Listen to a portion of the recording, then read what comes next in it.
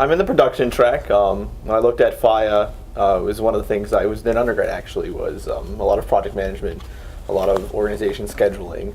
So when I took a look at FIEA, I looked at the production track and thought it was a really good fit for me because I like doing that stuff. I like leading teams. We did a lot of teamwork in my undergrad. So when I looked at it, I felt it was a really good fit for me. I thought, obviously I love building video games, so I thought that was my best way to break into the industry was in the production track.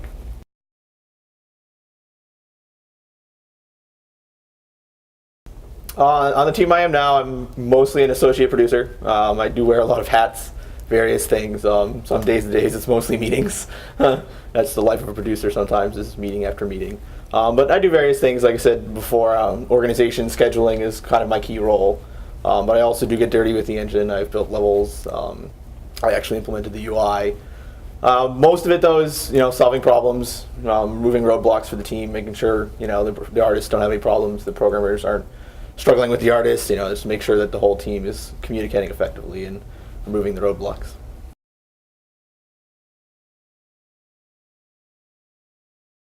A producer needs to be able to wear a lot of hats. Obviously, it's something that you got to fill a lot of roles. There's going to be days when you're being asked to do things you didn't anticipate you were going to have to do. So I think that's one key thing, is being open to trying a lot of different things. Otherwise, if you're not open to trying new things, you're going to find really quick you're going to have to learn how to do that.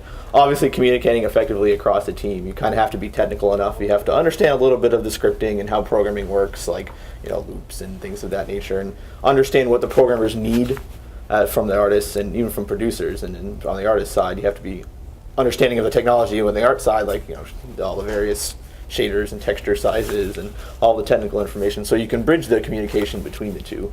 Because producers are the piecers, keepers of the piece, so they have to communicate effectively across all disciplines. Personality-wise, for me, I'm always kind of a quirky scheduler, so I'm always detail-oriented. But there's, so you need to be detail-oriented, or you could be very good at the high-level vision stuff, which is something that is a different personality. Somebody who looks at something from a different perspective, whereas me, I'm in the ground, nitty-gritty. But so having even one of those two is good as a producer. Like I said, mostly the biggest takeaway is just make sure you're ready to try different things, because you're going to do a lot as a producer.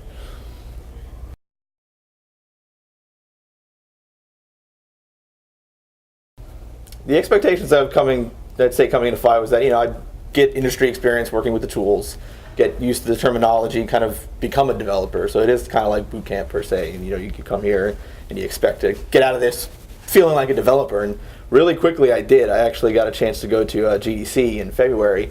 And just in 5 months, without even really having worked on our big capstone projects yet, you kind of understood what they were talking about. A lot of the talks. I mean, they talked about a lot of the production values and development methodologies and the design concepts. And you quickly, even through 4 months, you start learning and becoming a developer, and you start feeling like a developer. So you expected that coming in, and you do actually feel like that very quickly. So your expectations are met. At least mine were.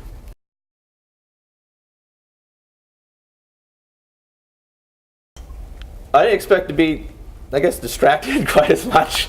It's interesting because when you work with such passionate people on all the video games, everybody loves video games here. So you get 60 people in a room goofing off sometimes when you're stressed out. It's easy to get distracted here sometimes. So I didn't expect that as much as I anticipated, because undergrad was kind of like you did your own thing. There was projects and stuff like that, but you weren't as close here. You have your own desk. You've got everybody working together, so you can tend to get distracted. So that was kind of a surprise on that.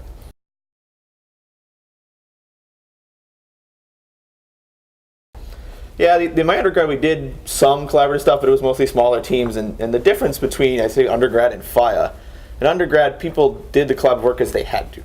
It was kind of like an end means to an end. You had to do it to do the assignment.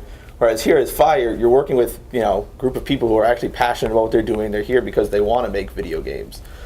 So that team collaboration is just completely different, because everybody's pulling their own weight usually, and there's always people who have different passionate ideas about what we're working on. And it motivates you more when you're actually working with other people who are interested in the same subject matter, and they're not just doing it for a grade. So I think the team experience here is huge, because you go in the industry and that's all it is working with giant teams from different personalities, different ways of life, different cultures. So having that experience here, even on a smaller scale, is obviously beneficial when you go into the industry.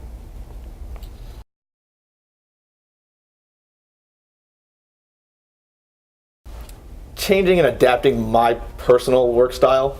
I'm very, as I mentioned, very detail oriented and sometimes a perfectionist. So you do have to manage a lot of things. So sometimes it's good enough is good enough. You got to let things go, and you got to understand that sometimes things will also be cut too. Obviously, sometimes it doesn't fit the vision or the direction of the game you're working on.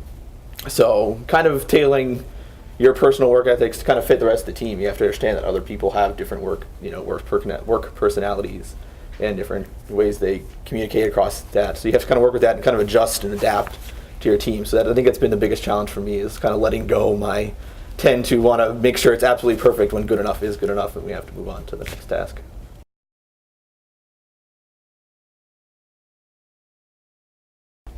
The cohort loves me because I'm actually the crazy one. I tend to be the one who hears often and frequently. I have kind of shifting schedules, actually. I'm usually here no later than noon, but I'm usually here pretty late. I'm usually the last one in the building, 4 to 5 a.m. sometimes. And then I have to get up early sometimes for meetings, so my schedule is a little off. It's not it's not the norm. I'd say for most persons, usually most people come in by noon, 1 o'clock, because our classes are usually in the afternoon. Poor programmers have morning classes, sadly, but for the most part, it is long hours, but we're usually here from, I'd say no more than noon to 9 to 10 o'clock, most of the average person. But my personal schedule is kind of a little wacky sometimes.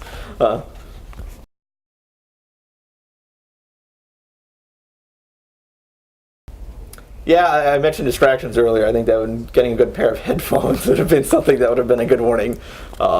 It's one of those things you get, like I said, you get the same group of people that are so interested in something, you get distracted. And I've worked in small office settings before, so I never worked with 60 people before. I've only worked with 5 or 6, and even when I was doing cashiering as a 16-year-old, you're still only kind of isolated to a couple people. But having that office environment with 60 people, it's really distracting, and I didn't anticipate that. And obviously, the first thing everybody will tell you before you come here is it's going to be a lot of work. So you kind of expect that, and you're ready to prepare for that, but you're not always necessarily ready to be distracted quite as much. And it happens, obviously, in the industry, and it's good experience to learn that here, to get used to that.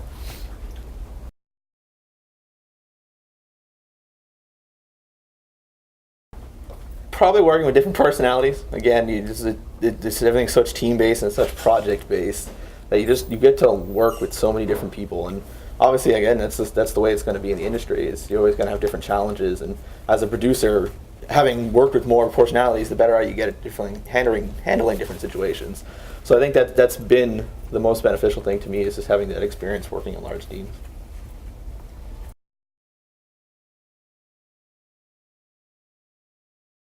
Find time to do laundry. That's actually one of the hardest challenges, is just finding time to do the little things.